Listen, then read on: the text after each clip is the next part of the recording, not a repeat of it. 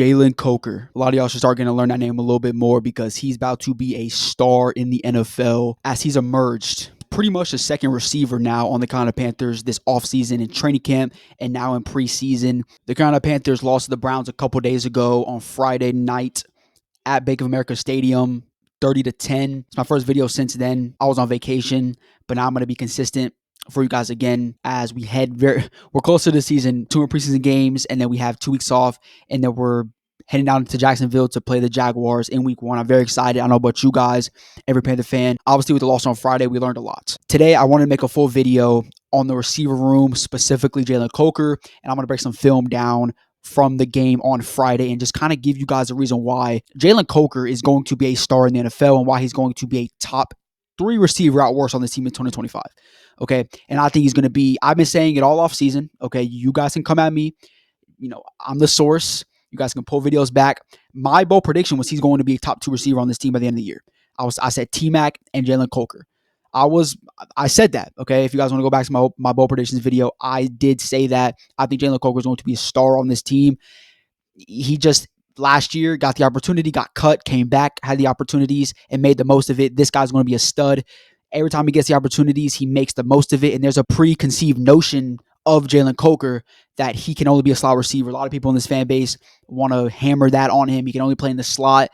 He can't be an outside receiver. This game on Friday showed he can play on the outside. I think a lot of people might think he can't play on the outside and be an X receiver because he might not have the route tree as some other players on this team, which is completely wrong. Okay, he's obviously not as fast as a Jimmy Horn and might not have the quickest first step as some receivers in the league or on this team. His ability to get open is there. And we see it in training camp too, right? Whenever there's one-on-ones against guys like Corey Thornton, whenever we see him against them, right, who's had a great preseason, great end of training camp so far, okay? And we know when we watch games that on the outside it's harder to get open. Not because the corners are better, okay? That's not why. It's the reason why you cannot get open, it's hard to get open on the outside is because usually when you're in the slot, you're given shorter routes, drags, quick outs. When you're on the outside, you have to, play your route tree a lot better because you're usually going up for longer passes, 10 plus yards on the field.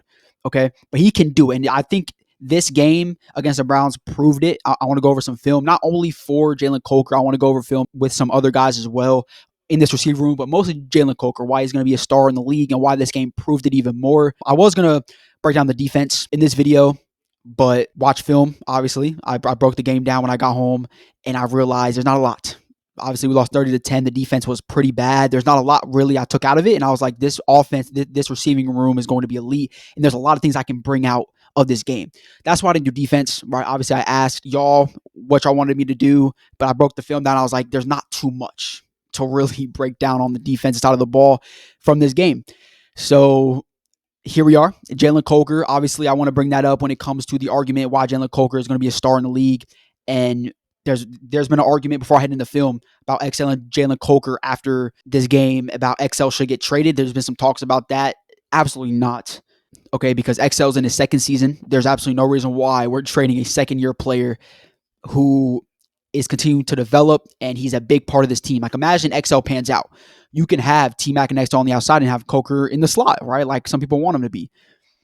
Let's not get ahead of ourselves. He's not going to get traded. There should be no reason why he's in trade talks because Jaylen Coker still has to go out there and prove he can get 1,000 yards. If he can go out there and prove he's a 1,000-yard receiver year to year, like this year, for example, maybe we can entertain that, especially if XL does not come out here in year 2 and prove himself. But right now, there's no reason why we're entertaining a year 2 receiver who has talent and is very athletic in trade talks right now. No reason why. Okay, here's the very first play I have against the Browns. As you can see, we're in the red zone. This is the first touchdown of the game. So it's the second drive, an outstanding drive, by the way, from this offense. And you're going to see, okay, you can see them line up right here. You see JT on the outside. Jaylen Coker is in the slot on this play. You have T-Mac on the outside. And you have Anthony in the slot. Okay, this is a very good route concept. All receivers on this play did an outstanding job. They really made it difficult on the Browns right here, especially the linebackers. They were confused on this zone. They were confused because you can see Jaylen Coker and Anthony kind of cross each other here in the middle, and they're confused, and it gives Jaylen Coker an opportunity behind the linebackers and behind the corners to get a wide open pass. But this also is a great play for Bryce Young as well. So I'm going to play it real quick, and I'm going to kind of break it down. Okay, so you can see JT in motion. Bryce snaps the ball. And what's interesting, And look at this. There's a lot of contact, right? The linebackers right here in the middle for the Browns are confused. T-Mac and Coker just crossing each other, right? Honestly, Bryce could have hit Chuba right here on the little running back drag down here, but the linebacker does come out here. So that leaves Coker. He's wide open. Bryce could have hit him right here. Honestly, he could have just lobbed it up here. I don't know why he didn't do it. I don't know if he couldn't see him, but he's wide open right here. He's wide open. He could have easily hit him right here. But this is where you see the improvising from both Bryce and Coker right here. Coker is kind of locked right here. Like, if you're the corner, you're just going to block him right here. Like, you're not going to move, but the corner just doesn't know what to do here. I don't know if this is a corner or safety, actually, but he doesn't know what to do. And look at this. Look where Bryce throws the ball. He lets the ball go when he's still covered up. His anticipation on his throw is perfect. He just anticipates where he's going to be, and it's a perfect throw. I did not see this in real time when I watched the game. I'm going to be honest with you. This is why watching film just it teaches you more than when you're watching, the game live, because you can go back and watch things you didn't see from a blocking perspective, from a receiver perspective. If someone got open, if someone really, someone really got open, but the quarterback missed them, it really gets to show you a lot more than what you can see when you're watching the game in real time. And this is what's interesting to me, because not only did Coker make a great play on this ball, he improvised in a great way as a receiver. Bryce Young also anticipates where he's going to be. Of course, you could have said he could have threw the ball earlier, but it doesn't really matter when you make this a great play like this as a quarterback. It does not matter. You miss things time to time. If you can make up for it, that's all that matters. And he did that, as you can see, for the touchdown here to Jaylen Coker as he drags his feet in the end zone. There's a lot of variables here, right? The great offensive scheme that Dave Canales really put out there to really trick the defense for the Browns, get Jaylen Coker open, really scheme your guys open, is what Dave Canales has really been able to do as a coach the entire time he's been in the NFL, especially with the Buccaneers and now with the Panthers. His ability to scheme players open is really his biggest strength as a play caller, okay? And Bryce Young's ability to anticipate throws, we know it's been good, but we know it's just getting better and better, okay? And then Jaylen Coker, obviously, his ability to get open. Okay, boom, the corner has me trapped. My quarterback now throw me the ball. Let me find a way to get open again and make a good catch on the back of the end zone. It's all that stuff that comes together to make this play a great play for Jaylen Coker and the offense in general. So let's head to the second play. Okay, this is the next play I want to use. I think this is my favorite play right now to break down. Just looking at it, this is definitely my favorite play to break down, because just how this came about is an amazing play. I did not see this when it happened, man. Jaylen Coker got open. You can see him on the top of the screen. Of course, this play was completed by Adam Thielen. If y'all remember, this was I don't know if it was, pretty sure the second drive, the touchdown drive. But this is probably my favorite play of the game on Friday in terms of the offense out of the ball, because this opened up a lot for me. So you can see right here, Rico Dowdle on the backfield. Bryce Young motions Coker inside here, makes him more of a slot inside player. And watch this, play action pass. Look at this bite that Jaylen Coker makes, okay? This is where people assume he cannot be an outside receiver, because as outside receiver, you need to be a really good route runner, because, you're playing longer passes. So you need to find a way to get open fast, okay? You can't, play with your feet and you're never going to get the ball. When you're in a slot, you can have quicker passes. You don't have to be that good of a route runner. You just have to be really fast in the slot and do your thing, get open like that. But when you're on the outside, you have to be a good route runner.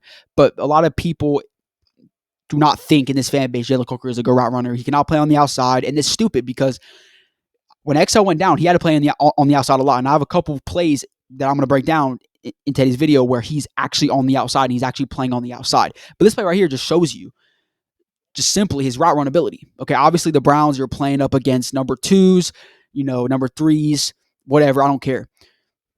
Watch this play. He bites.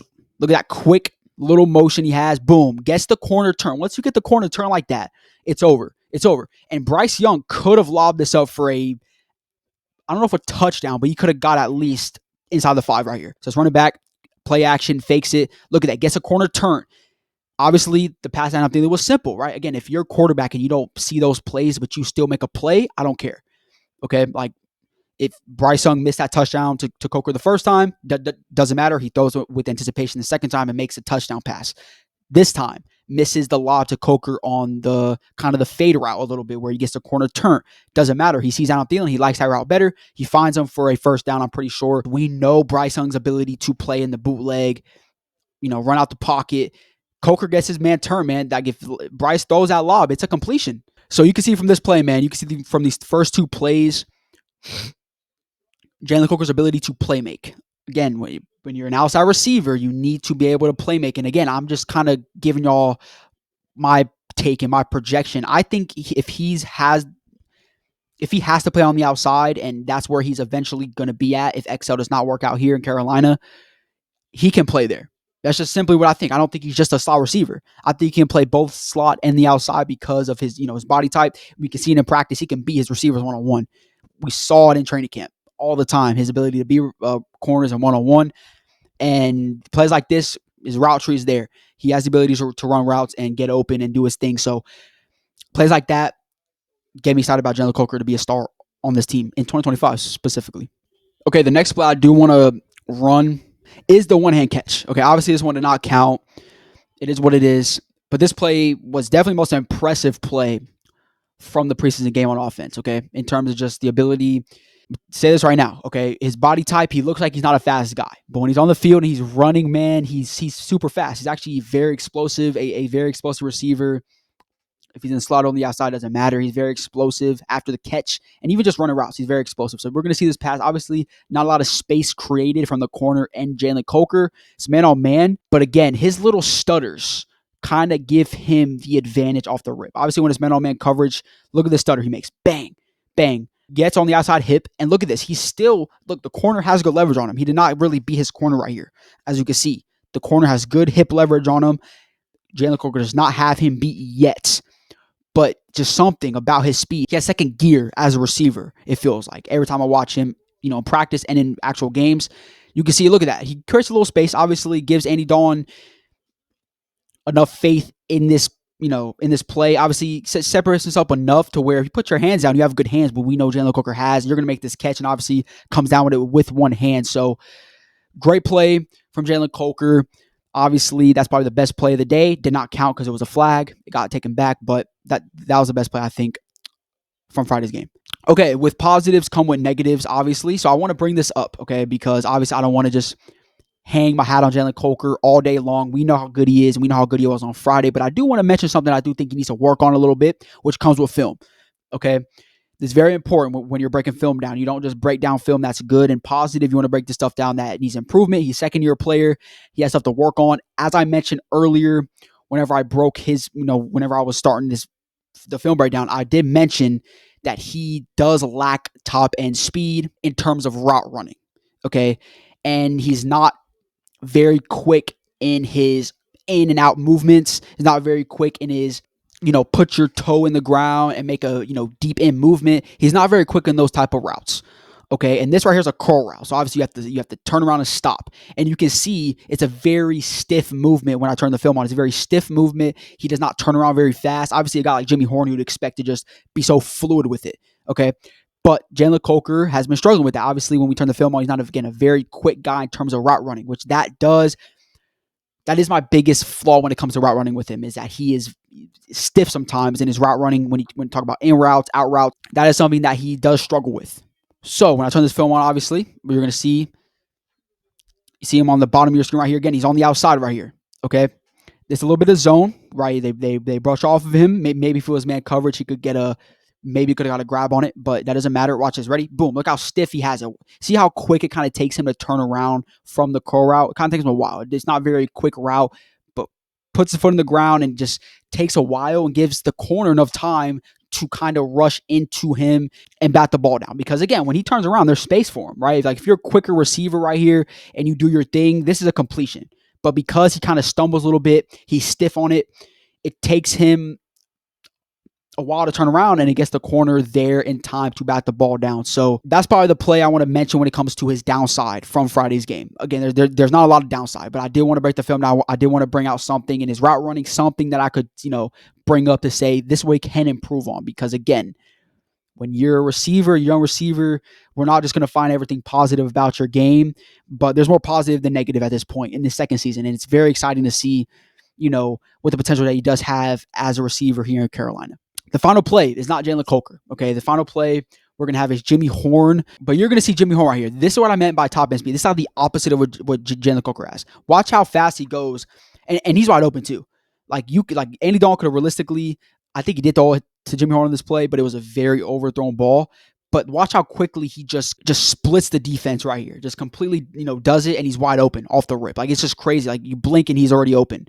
That's how quick he is. But let me run this play. See, he snapped the bar here. Jimmy Horn's right there, obviously in the slot on the top of two defenders. He splits the defense. Look how quick he does that. And obviously, he does throw it over top, but misses them a little too late. Obviously, could have thrown a little bit earlier if you're any thought in there, but didn't.